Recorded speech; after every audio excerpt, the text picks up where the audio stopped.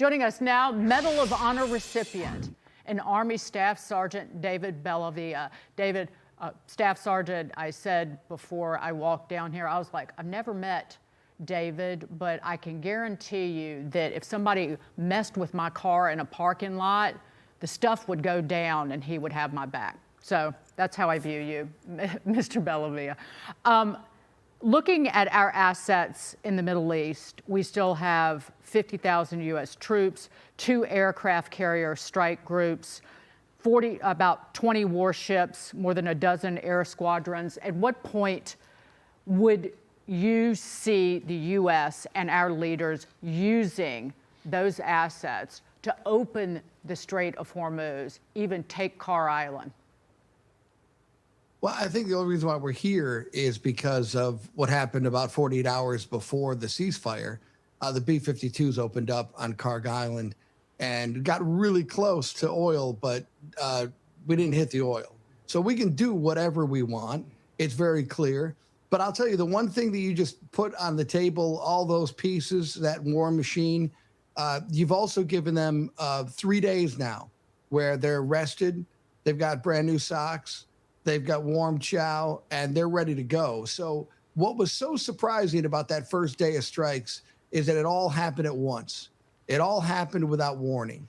That part two, the second part of this fight, if that ceasefire breaks, they're going to get all of that at once. And unlike the first 31 days ago when this thing started over a month ago, you don't have any of the defenses that you had to begin with. So the second punch here is Iran cannot survive, and they know that. So this whole game of sending fake talking points and letting the mainstream media pick it up, we've seen this movie before. Iran is in no position other than to cry uncle, or in case of NATO chief, daddy. That's what they're going to be calling. Staff Sergeant, we have to put the economy aside because obviously the purpose of going into Iran was to remove the nuclear risk. What could go wrong in the next 72 hours that would start the fighting again and eliminate the ceasefire? You know, there's a whole lot we don't really know here. We assume, obviously, our highest echelons of our government have intel that we don't, and we're safe that they're making those decisions. But how much of this is Iran, and how much of this is the industry and insurance, carriers that are saying it's not worth it? The more that we start to see the trickle, 135 of these vessels on a normal day, the most that we got down to 0. We had about 2 or 3 on slow days, and then, of course, the Strait was told that we were told that it was shut down.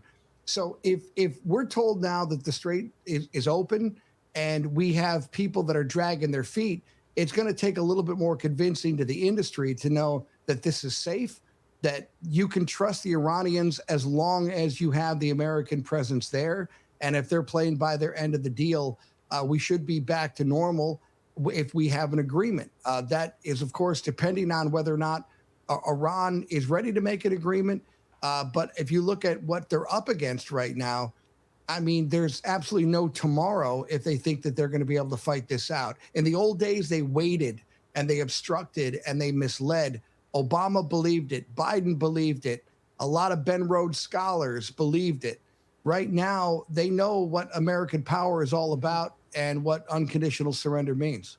Speaking of surrender, if not in deed, but in word, the Democrats are accusing President Trump of war crimes and continue to encourage our troops to disobey what they deem illegal orders.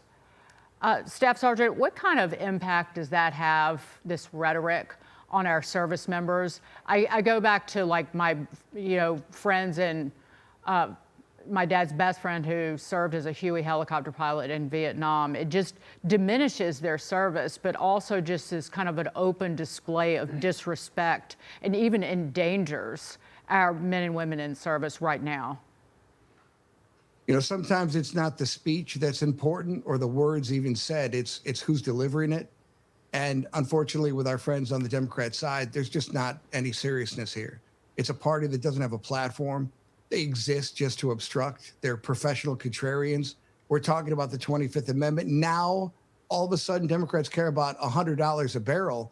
that happened how many months under Joe Biden? It happened for over 3 years under Barack Obama.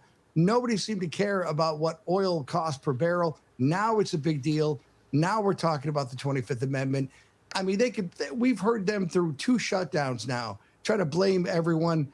And meanwhile, we still don't have an agreement on opening up the government. This is what Democrats do, unfortunately. Yeah, and unfortunately, the rest of America continues to work and pay their taxes and do their thing. And Democrats are just going to be contrarians. It's becoming a hobby for them to be contrarian. That's the problem. Thanks for joining us. Except we pay them. They're not hobbyists and not amateurs. They're professionals that we pay. That's what chaps my ass, I appreciate personally. that. Sorry about that, appreciate David. that. Made That's you too bad smile. it was though. in 2 days, by the Your way. car is safe. Thank you, I sir. promise you. Respect, always. Staff Sergeant David Bellavia.